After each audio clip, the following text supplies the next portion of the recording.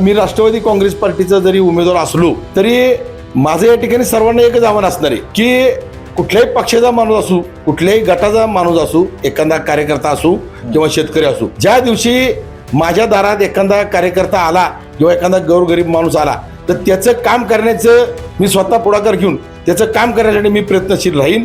मी कुठल्या पक्षाचं किंवा ह्याचा मी हे बघणार नाही. आमचे जे विरोधी पक्ष आहेत त्यांच्याकडे अजून उमेदवार सुद्धा या ठिकाणी अजून निश्चित झालेलं नाही. आमचं दैवत आदरणीय PN पाटील साहेबांच्या आशीर्वादाने आणि आमचे नेते राहुल भैया PN पाटील आणि राजेश दादा PN पाटील यांच्या मार्गदर्शनाखाली आम्ही या ठिकाणी सांगली जिल्हा परिषदमध्ये प्रचाराची यंत्रणा राबवत आहोत.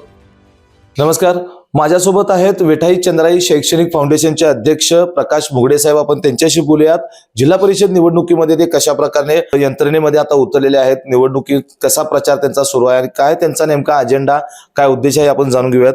साहेब नमस्कार, काय सांगाल जिल्हा परिषद निवडणुकीमध्ये तुम्ही आता रिंगणात उतरलेला आहात, कशा प्रकारे तुमची प्रचार यंत्रणा सुरू आहे आणि नेमका तुमचा उद्देश काय? नमस्कार. गेल्या 2021 पासून खरं तर ही जी जिल्हा परिषद पंचायत समितीची निवडणूक आहे ही 2017ला झाली होती, मागची निवडणूक. 2017 नंतर तिची मुदत ही 2022ला संपत होती.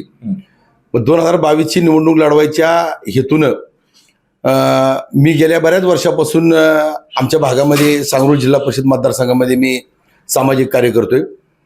2021 पासून 2022ला निवडणूक होईल ह्या उद्देशानं सुद्धा पुढच्या काळात आपल्याला काम करायचं चांगलं या उद्देशाने मी 2020-21 पासून या ठिकाणी मी आमच्या भागामध्ये सांगली जिल्हा परिषद मतदारसंघाच्या या भागामध्ये मी काम करतोय. विठाई चंद्राई शैक्षणिक फाउंडेशनच्या माध्यमातून मी मागच्या जवळजवळ 10-12 वर्षापासून मी बरेचसे कार्यक्रम राबवलेत.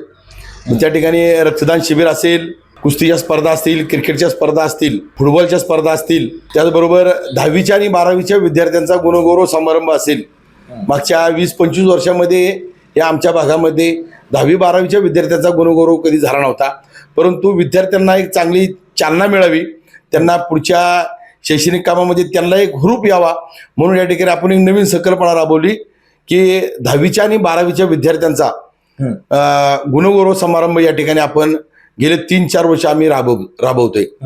आमचे दैवत आदरणीय PN पाटील साहेबांच्या आशीर्वादाने आणि आमचे नेते राहुल भैया PN पाटील आणि राजेश दादा PN पाटील यांच्या मार्गदर्शनाखाली आम्ही या ठिकाणी सांगली जिल्हा परिषदमध्ये प्रचाराची यंत्रणा राबवत आहोत. खरं तर आता अवघे काही दिवस फक्त आता या निवडणुकीमध्ये मिळालेले आहेत. कसा प्रतिसाद मिळतो या सगळ्या वाड्यातून? तसं पाहिलं तर आज जर बघितलं तर आमचे जे विरोधी पक्ष आहेत त्यांच्याकडे अजून उमेदवार सुद्धा या ठिकाणी अजून निश्चित झालेले नाही.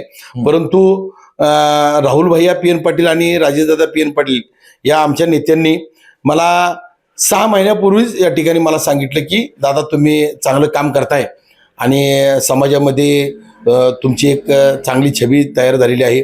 मी गेल्या 2002 पासून मी तसं पाहिलं तर टाटा मोटरच्या युनियनचं अध्यक्षपद मी 2002ला मला मिळालं आणि त्यावेळेस त्या अध्यक्षपदाच्या माध्यमातून मी आमच्या भागातीलच नाही तर संपूर्ण करवीर तालुक्यातील बरीचशी मुलं या ठिकाणी मी रोजगार उपलब्ध करून दिला आणि त्या माध्यमातून सुद्धा मला बरेचसे त्या ठिकाणी जे पुण्यामध्ये कामगार राहतात त्यांचा सुद्धा या ठिकाणी मला पाठिंबा आहे आणि त्या माध्यमातून सुद्धा माझी प्रचार यंत्रणा चालू आहे. नक्कीच. आता तुम्ही या निवडणुकीला जात असताना कोणता अजेंडा आणि कोणता मुद्दा घेऊन लोकांसमोर जात आहे?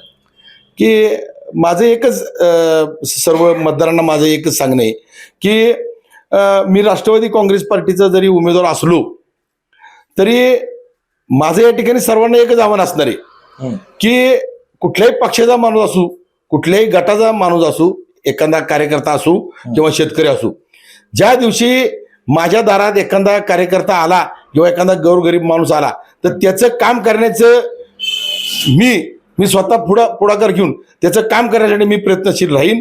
मी कुठल्या पक्षाचं किंवा ह्याचा मी हे बघणार नाही. त्या ठिकाणी मी प्रत्येक कामगाराला, प्रत्येक शेतकऱ्याला मी न्याय द्यायचं काम करीन.